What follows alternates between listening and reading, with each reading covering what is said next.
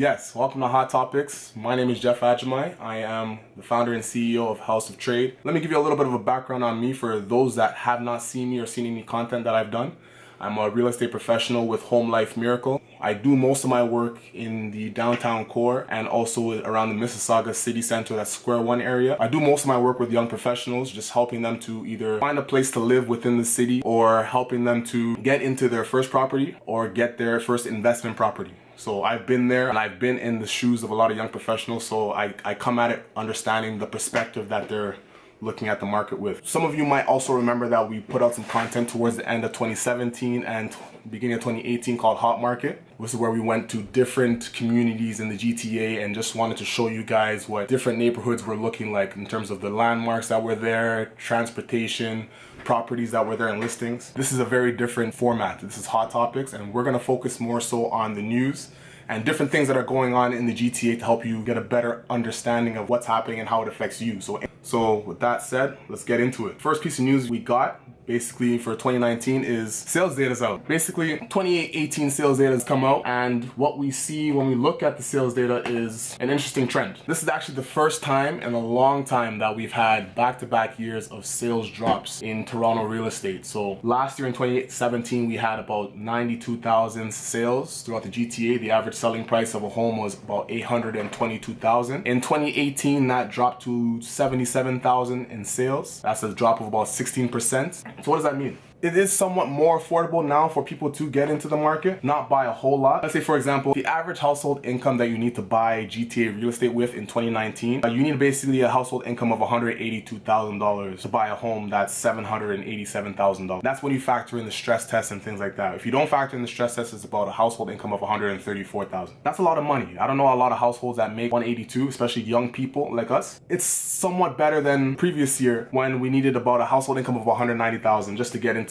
property that's about $800,000. So basically an $8,000 difference in income got you $50,000 more house last year. And one thing that I noticed is that yes, we have this huge drop in sales, but that just presents a lot of opportunity, because when I look at the sales data for its example, we haven't had back-to-back sales drops in about 28 years actually. We can go all the way back to 1989 and we had a drop in sales of about 21%. Ironically, we actually had an increase in prices that year of 19%, but we had an actual sales drop as well the following year in 1990 of about 31%. That's a parallel to what we have right now. In 2017 we had a drop in sales of about 18%, and in 2018 sales dropped about 16%. So that doesn't mean that all of Toronto or all of the GTA is unaffordable. You can go to a lot of different markets and see really affordable real estate if you want to get in. It's a little different when you look at actually like condominium sales. Condo sales were down 14%, yes, in the 416, but prices were up 9%. That tells me and it tells the market that people were looking for much more affordable properties to actually get into the market. There was still a high demand for real estate. People want to get in. But when you look at things like the stress test and it making it a little bit more difficult to get approved for a mortgage, you're gonna have to look at more affordable options. Yeah, when we were looking in 2018 with some of my clients, we found a couple of properties. We found a lot of properties actually in areas like Oshawa townhouses, 3 bedrooms, 3 washrooms in the Winfields community. That's basically around the University of Ontario, UOIT. Prices for some towns over there were starting around $460. Now that's a deal, because when you're looking at what income you need to afford that, you only need a household income of about $114,000. That's a huge difference to the $182,000 that you need to afford a property within Toronto, or the average property in Toronto. It's a huge difference. Second thing I want to talk about really is real estate and technology. In 2019, that's going to be a huge talking point. What kind of technology trends are we going to expect in 2019? I know that for us, or for realtors in 2018, I started using a lot more technology, specifically around software that had to do with offers and negotiations and just electronic signatures. That made my life and my job so much more convenient. Softwares like Transaction Desk by Lone Wolf Technologies. Literally, we just get the documentation done online, send it to our clients, hit a couple buttons on their phone, on their laptop, whenever, or just tap on certain key areas, and the offer is signed. Offer's initial, everything is done.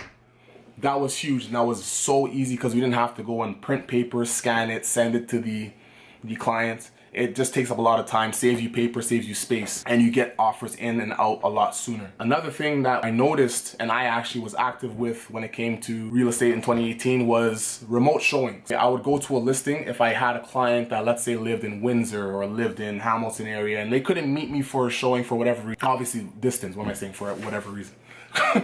It's far.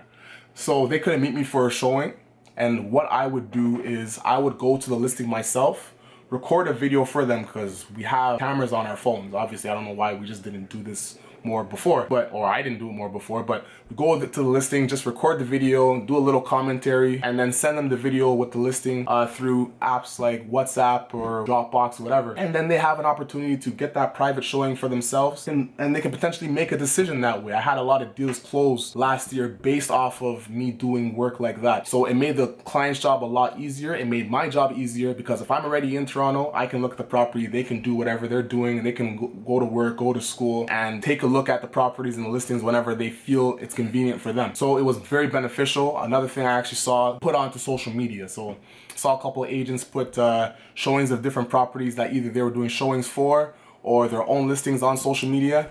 And it's a huge help, because it's basically a public showing, a public viewing of a property of interest. And you might get a lot of hits from a listing like that, or from doing something like that. So expect to see a lot more through videos being sent to people's phones or sent to your clients' phones. And things that are actually going to pick up with real estate and technology too are things like VR and AR, augmented reality, virtual reality. You have real estate offices nowadays that are just inviting clients over to their buildings, and they sit down with them, put on the VR headset, and they're looking through properties that they're interested in. Some developers are actually incorporating that as well, and they're going through, and it's a great way to get an experience of what it looks like to go and live in the condo or in a new development before it's even broken ground. So new technology in 2019 is going to be huge. If you are interested in trying to understand what else is happening in real estate and technology, I encourage you to go check out houseoftrade.ca. That's houseoftrade.ca, and go check out our real estate blog. We did a 10-part series on the mobile age of real estate. That is literally the title, the mobile age of real estate.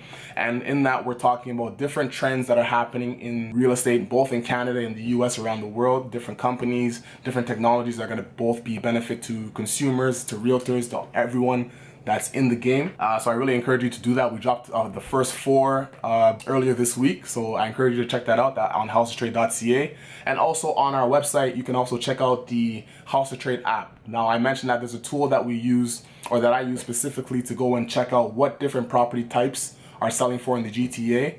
And on the House of Trade app, we accumulated over 20 plus years of sales data, going back all the way to January 1996 until the end of 2017. We still gotta add some more of 2018 data on there, but we have over 20 plus years of data, and you can break things down based off of sellers markets, buyers markets, townhouses in Oshawa, what were they selling for versus towns in Mississauga in 2015, or whatever year you want to take a look at.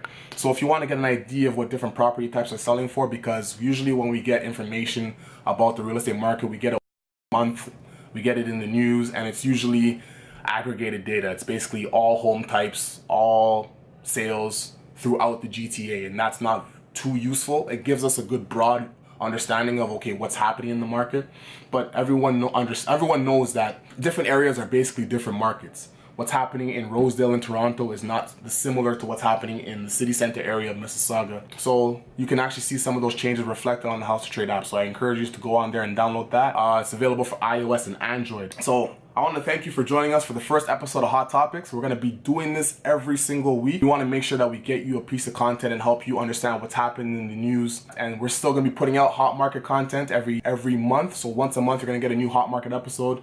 And we're going to go check out a different neighborhood, show you what's going on there and the new developments, infrastructure, and things like that. But expect Hot Topics once a week. Every Monday, you're going to see it here. I want to thank you for joining us. Take care. We'll see you next week. Peace. We've got a lot of other content on our channel. If you like us, like, share, subscribe, comment down below. Check out some of our other videos in some of the tabs up here. You should see one up here, maybe one to the side here. Check out some of the other videos. You're going to like them a lot. Join us next week for more Hot Topics and Hot Market as well, once a month. Take care. Peace.